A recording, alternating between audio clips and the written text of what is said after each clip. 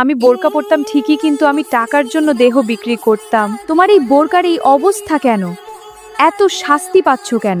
তুমি দুনিয়াতে কি এমন গুনাহ করছো তাতে আল্লাহ এই শাস্তি তোমাকে দিচ্ছে? আমি তো দেখতাম তুমি সবসময় কালো বোরকা পরে থাকতে, তুমি তো পর্দাশীল ছিলে।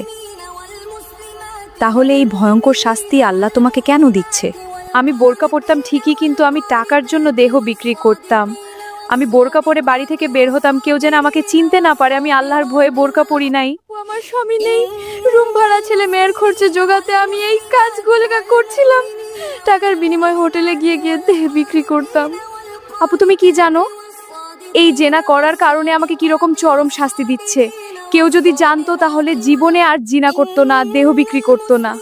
বোন, তুমি কি জানো দুনিয়াতে সব থেকে ভয়ঙ্কর গুনাহ হলো এই জেনা করা, দেহ বিক্রি করা। এর কোনো ক্ষমা নেই। তোমার টাকার দরকার, ঠিক আছে, তুমি যদি এই কাজ না করে নামাজ পড়ে যদি আল্লাহর কাছে চাইতা, তাহলে আল্লাহ তোমাকে হালাল রোজগার করা ব্যবস্থা করে দিত।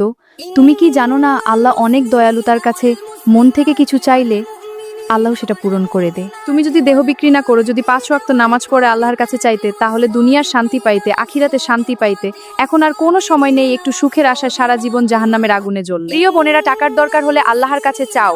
মনে রেখো, মৃত্যুবরণ তোমাকে একদিন করতেই হবে। তখন কবরে কি জবাব দিবে? ক্ষণিকের শান্তিতে সারা জীবন জাহান্নামের আগুনে জ্বলতে হবে। এখনো সময় আছে, তোমার সুযোগ আছে। যতই গুনাহ করো না কেন, আল্লাহ অনেক দয়ালু। তুমি তাওবা করো, নামাজ পড়ো, আল্লাহ নিশ্চয়ই তোমাকে ক্ষমা করবে ইনশাআল্লাহ।